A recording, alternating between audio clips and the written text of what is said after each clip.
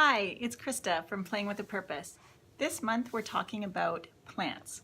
Last week we talked about seeds, and today I wanted to talk about the parts of a plant with the children. And during circle time, we talked about how people have different parts to their body. So we talked about how we have our head, and we have our nose, and we have our ears, and we have our mouth and our teeth, and I had their full attention.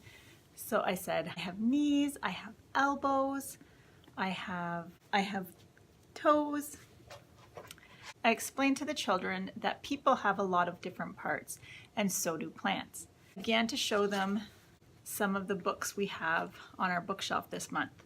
This one's flowers, this one's stems, leaves, and roots. Took the time to look through the pictures with the children, and we talked about how the flowers look different. They can be different colors, they can be different shapes, they can be different sizes. And we talked about how leaves are also different colors, shapes, and sizes. We talked about the different characteristics we saw on each of the pages with the different leaves. Some of them were dark green. Some of them were needles, like our Christmas tree. Some of them was food that we eat, like lettuce. And some even had some stripes. We talked about stems and what the stem does.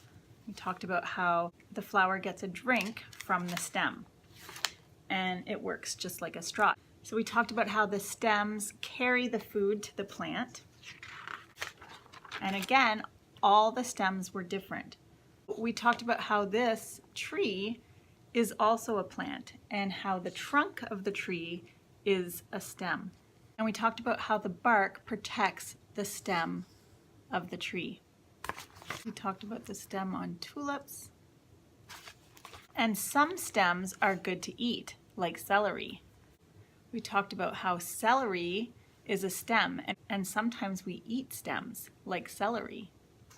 So we talked about how most plants start off with a seed, but some plants start off with a bulb, which are a little bit bigger.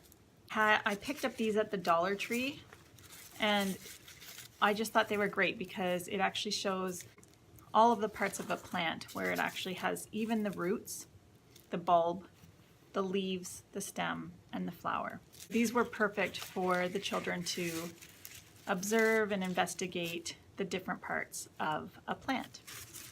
I like to put out a little clear tray with different pieces of the plant so that the children can sort the pieces.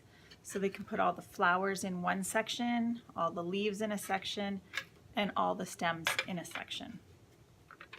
A simple art activity to follow up is just giving the children free art for them to build a flower.